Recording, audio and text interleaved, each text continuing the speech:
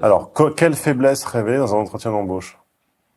Donc, soit tu esquives la question avec une pirouette, ce qui en général est préférable, soit tu peux révéler une faiblesse, à condition que l'entreprise, par sa façon de fonctionner, par sa structure, par son caractère, par son histoire, de toute façon va combler cette faiblesse et ça va pas être un problème. Par exemple, je sais pas, donne-moi un exemple d'entreprise ou de secteur ou de... Une boîte qui donne des cours particuliers. Alors justement, application, qu'est-ce qu'on pourrait trouver comme faiblesse, comme défaut à révéler à un recruteur dans ce contexte-là? Sachant qu'il faut que sa réaction spontanée, ça soit « Ok, c'est pas génial, néanmoins, ça va se compenser et en plus, il va avoir du plaisir à le faire. » Cours particulier. C'est vrai que c'est un exemple qui marche plus facilement sur les hommes et les femmes, sur la séduction, mais on va trouver la réponse. On va la trouver. Ils sont pas bien face à un public, pas une foule. C'est particulier. Voilà, parfait. C'est-à-dire que, voilà, exactement ça. C'est-à-dire que bien que j'ai 15 ans d'expérience, puisque j'ai passé mon agrég en 97, c'est vrai que je dois avouer que j'ai toujours été plus à l'aise en petit comité que devant un amphi. Ah ben c'est parfait, c'est des cours particuliers. Vous voyez? C'est excellent ça. C'est l'application parfaite de ce que j'ai dit. Vous révélez des faiblesses si elles permettent à la personne qui est en face de naturellement, agréablement la compenser et que ce soit presque une vertu, quoi. Mais vous êtes fait pour nous.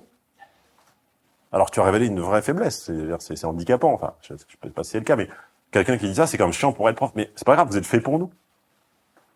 C'est plus clair? Autre technique pour parler de soi, laisser des traces. Imaginez un film de détective où on rentre dans l'appartement de quelqu'un, la police rentre par force et cherche des indices. Autre technique pour parler de soi, faire que votre vie soit une suite d'indices.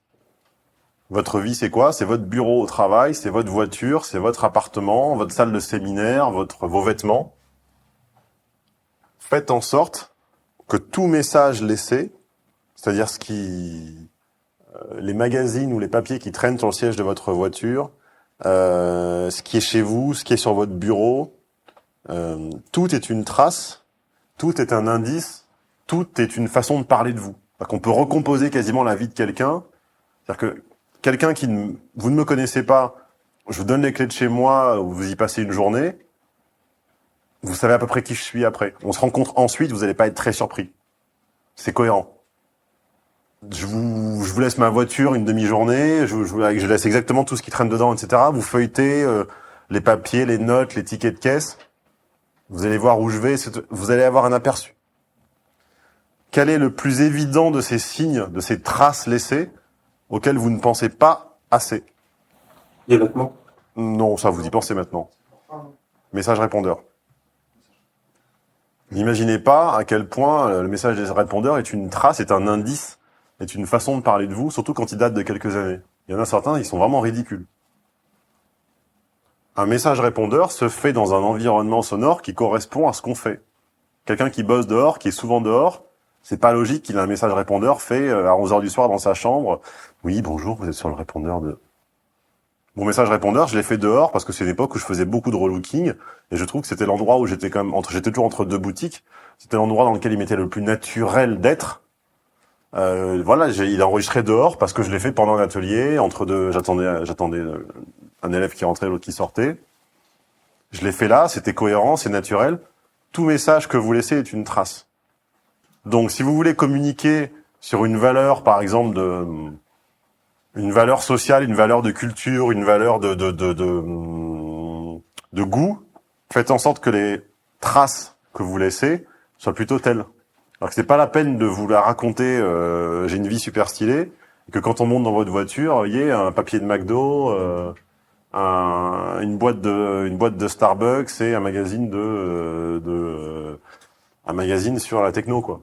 C'est des traces qui montrent que c'est pas cohérent, en fait. Les expressions pour parler de soi. On ne parle jamais de soi en commençant sa phrase par « je suis ». Jamais. Est-ce que vous pouvez me citer un mec un peu charismatique, un peu cohérent, un peu ce que vous voulez, qui un jour ait dit une phrase, est-ce que vous avez en mémoire un type comme ça, Est-ce que vous avez je sais pas, un Georges Clooney ou je sais pas quelle icône moderne qui commence ses interviews par je suis. Je suis à l'oral, c'est l'équivalent en termes de loser de étant à l'écrit. Vous savez, sur une lettre de motivation, étant actuellement en 3e année, étant actuellement titulaire. Ça, c'est la lettre de motivation de merde. L'équivalent à l'oral, c'est je suis plus adjectif, qualificatif. Personne de cool fait jamais ça. On n'exprime pas qui on est, on ne parle pas de soi avec des je suis. On utilise des expressions comme